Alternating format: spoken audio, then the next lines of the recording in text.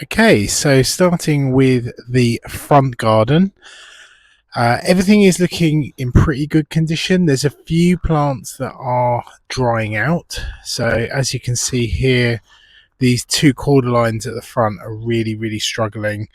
The one at the back looks okay.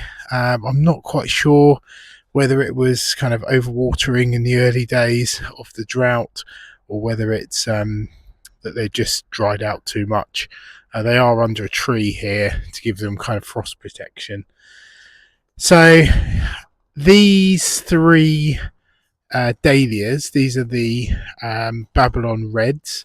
So there's quite a big difference in size. So the one up on the left hand side here, you can see is looking really big, and that is now just starting to get a flower head there. The other ones, so the one in the middle is kind of a step down in size, and then the one at the bottom here has done really badly and is looking really small. So the Trachycarpus fortunei cross princeps is looking really good after an early spear pull. This bed's looking nice and full, and a good kind of balance of plants that we have there. So really pleased with how the Bergina has filled out. So looking down towards the topiary area, I've kept this nice and trimmed, and because of the irrigation system, there's been no problems at all. I've sprayed it occasionally to ward off the box caterpillars. They have had them at times, but are looking okay at the moment. Maybe it's just too hot for them. So this border here I extended about a week ago, just made it a little bit wider and cut off the bit of grass that continually burnt off. So I do have some plants to go in there, and I think I'm going to put a Yucca gloriosa variegata underneath the tetrapanax there. And then I've also got some little syrinchiums to fill in the front. So in the August tour, you should be able to see those hopefully starting to establish. Cannas are looking really good, lots of flowers on those, and the echinacea bringing that lovely purple to the garden as well. Then the bananas are making a comeback. So these were the ones that completely died back to the floor. This one, I think it's the Bengal tiger. You can see just in the distance there is a ricinus. This is the blue, greeny blue variant. It's growing quite quick actually from seed. It's getting up there, giving a bit of height at the back there. So it'll be interesting to see how that matures. The colocasia black stems have been really good. They've got decent sized leaves on them now, and they are loving all this sunshine. They are sunk in pots in the ground, and I do water them quite regularly just so that the leaves don't completely burn off. The cottage garden kind of plants with the geraniums, I think, look really well balanced in the border, and you can see Rebecca popping up at the back there. The grasses are definitely smaller than they would be usually due to the intense kind of drought conditions. We haven't had rain here for at least 2 or 3 weeks. No sign of rain whatsoever. This area here is starting to fill in nicely. I have been watering the newly planted Trachycarpus. Bananas, as you can imagine, loving all the sunshine. They're a little bit droopy at the moment because this is kind of at about 3-4 o'clock in the afternoon, so it is really quite warm. But I've been giving them lots of water, and they've been growing and responding really well. So hopefully you can get these stems nice and wrapped for the winter, and they should get through. And then next year the banana leaves will be well above the shelter, which is the eventual aim. No issues with the boutia palms and with this section in general. Everything's filling out nicely, and definitely everything's made a good comeback from any dieback during the winter. This group of tetrapanax have been chopping off the kind of lower leaves as they've been interfering with some of the cannas, and there's still a couple of leaves on there. But yeah, these are massive, so really good. I'm sure these are the Rex variety because of the deeply cut leaves there. The front bed here is okay. I'm not absolutely loving it, but I'm not sure also about this Buddleia Firepower. It seems to be just a fairly plain kind of pinky purple, but we shall see as time goes on. The cannas have done pretty well now that they've got lots of sunlight and everything, and again with the dahlias at the bottom there. The lawn is nice and green, and all thanks really to the irrigation system. At the moment, we're not on a hosepipe ban, so that's good news. But obviously, if the drought continues, then that could change. So just as we pass through the arch there, that is filling out nicely. The bamboo I have kind of tied back as it was really flapping in the wind and obviously getting in the way of the drive. As we go down the front here, you see the fairly newly planted Trachycarpus. That's actually put out a couple of leaves this year. I kept it well watered, so that's probably has something to do with it. And the front bed is actually really dry at the moment. I did have a water about a week ago. The Phoenix canariensis has put on loads of new growth, as you can imagine, and it's definitely grown out.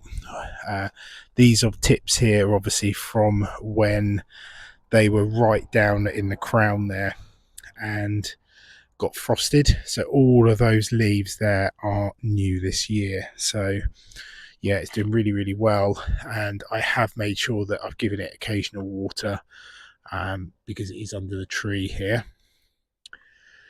The other Phoenix palm is looking pretty good in the pot. So this is the Senegal date palm, a slightly finer kind of leaf to it. Not really noticed much growth on the Washingtonia robusta at the back here. It doesn't get a huge amount of sunlight, but it does survive the winter really well in this location. So fingers crossed on that one. Again, I'm not sure about these Fatsia spiders webs. They seem to be really suffering in this location, but they may bulk up, and if they get their roots in for next year, then they should look better, and they do ultimately give a little bit of height to the front of the border. Now on this side, again, this backdrop looking really, really good, nice and full. Everything's growing really well. It doesn't particularly have a sprinkler on this section, so I do expect some of the Japanese forest grass to start to look a little bit sad because it's not getting much water at all, not even from any of the pop-ups in the lawn. So back up at the house again, and just want to say as well that this seems to be the longest drought that we've had since 1976. So it is kind of a mega drought, and we've got another week of sort of temperatures in the kind of mid-20s to high 20s and no real rain. This border along the front here doesn't get much water at all, so I have been watering it at times. And all the pot plants again have had, anything in a pot has had a good soak every so often, just to keep it ticking over. And a couple of little jobs here. So one mission, I need to get this agave out of its pot and pot it into this big one. That's going to be a really big challenge due to how spiky it is and how heavy it is as well. The phoenix palms here, which were the slightly smaller ones, are looking great, and my eventual aim is to put those either side of the doorway next year. I might even put it out next month if they get kind of big enough. And all these other pots, this is the yucca that could be going out the front, and a little bit of a pot rearrange, but yeah, everything looking good. So as we head into the back garden, I cleaned out the pond kind of about an hour ago. I've had a little bit of a trying to get rid of some of the blanket weed which is in there. Down here we've got a few pots which is going to be planted. These are going to be planted out in the front garden. And so the challenge really for the back garden has been keeping the pots watered here, because these are all in full sun, and generally, I mean, there's a few plants like the Bismarck palm and the Latin red palm there. They don't require too much water, and the same with the Jabayas, so they've not been too bad to keep on top of. The Washingtonia robusta here has been watered quite a lot, because I'm really conscious that it could dry out quick due to its big growth rate. You can see just above the bar there, the banana leaf is just coming through. Now you'll see there's hoses laying around and there's a bit of rubbish here and there. So that's because I'm kind of in the middle of some sort of projects, and I just wanted to get this video out. You can see there's a new water timer at the back here, which is actually one of the older water timers from the back garden. I've done a bit of an upgrade on that, and you'll see that in another video. And over here you can see there's a new irrigation pipe going in. You can see that the banana plant is getting quite big. Now I have noticed that this Trachycarpus winsan is definitely on the move now, putting out some big leaves. It's probably up to about 5.5 foot tall in the ground, so that is looking really good, and it's obviously getting its roots in really well. The hydrangeas have suffered a little bit this year, so we've got a bit of leaf scorch on those and a bit droopy during the hottest parts of the day.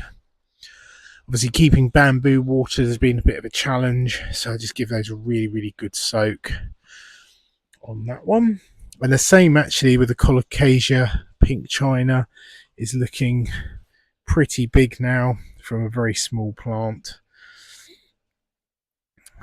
What we got over here, yes, so the Malahot Grahami, it's got like a little flower on it, and that has bulked up. It's probably 3 times the size as it was. And so through this section here, I am currently putting a pop-up in the middle of this walkway due to the grass burning off quite frequently. So I really felt like it needed an extra bit of irrigation. So that's why there's some irrigation pipe laying around, still waiting for the pop-ups to arrive basically. But this whole section gets incredibly dry, so hopefully I can angle it so that it will throw the water into the flower bed as well. Now surprisingly, the gunnera is looking good considering how hot it's been.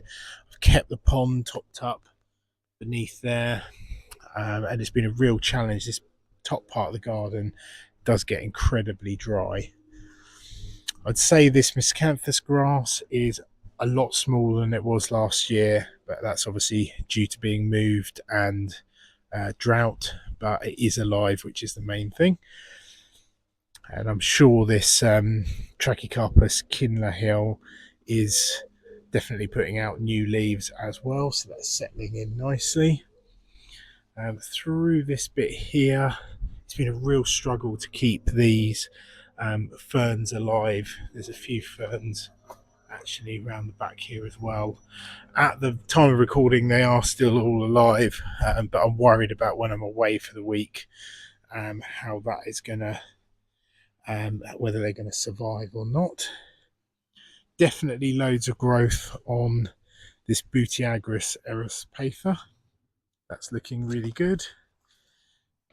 With the irrigation, I have made a few tweaks to the irrigation. So I've put in a different nozzle into one of the pop-ups here at the top. And because this top bit wasn't getting enough water, I was making the mistake of watering a little bit too frequently with the lawn, but not deep enough. So I've set the timers to come on every kind of 3 days and give the lawn a good soak, and then to have a break for 3 days, so that it just basically gets the water deeper in the soil. Now, this Brahia armata is looking really good. That seems to be settling in after a few leaves dying off. So that went in at the beginning of the year into the ground for the first time. I'd noticed as well the bananas. There's definitely not so many leaves on the bananas this year, but I think that is due to obviously lack of water as well. We've got the Trachycarpus nanus in the ground here, so that's newly planted. So the idea behind that is when the back Trachycarpus fortunei gets growing, the nanus will stay nice and low in front of it. Over here you can see, so this section of the grass is kind of burning off because the main irrigation doesn't reach it.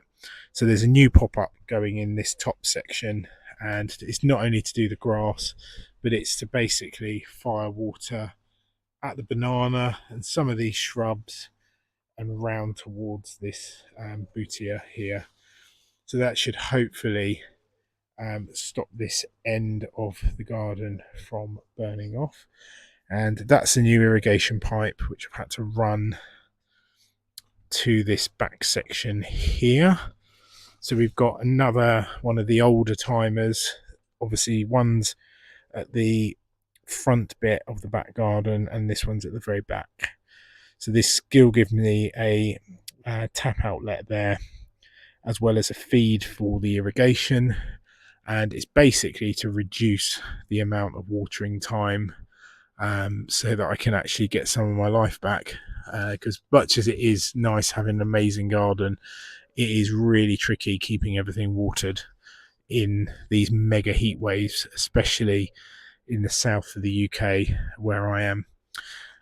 These canna musifolias are now at nearly 6 foot tall from little bulbs bought just a few months ago.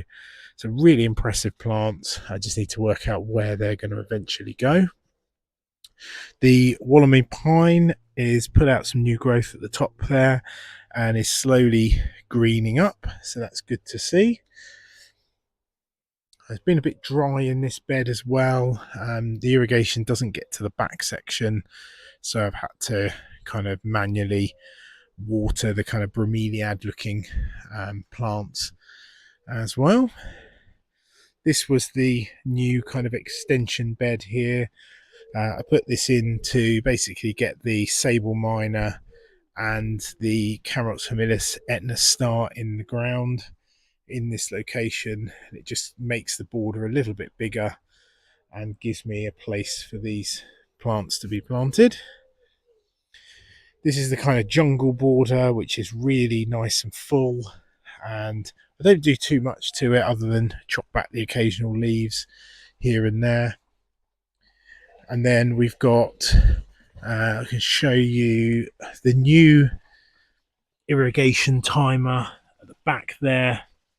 So that is looking much smarter. Rather than having the 2 timers there with the 4 feeds, I've got 1 timer with the 4 feeds connecting in. So it simplifies it a little bit, and it means there's less kind of leaks and less joints. So a nice upgrade to the garden.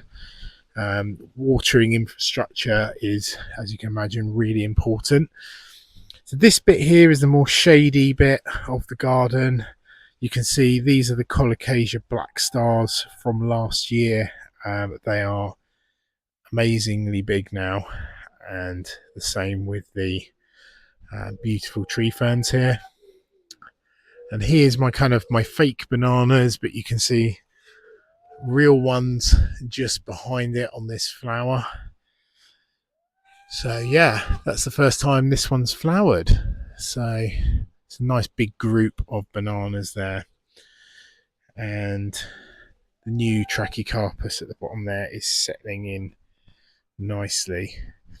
So essentially, to kind of sum up really where everything's at in July, it's been a real challenge with watering.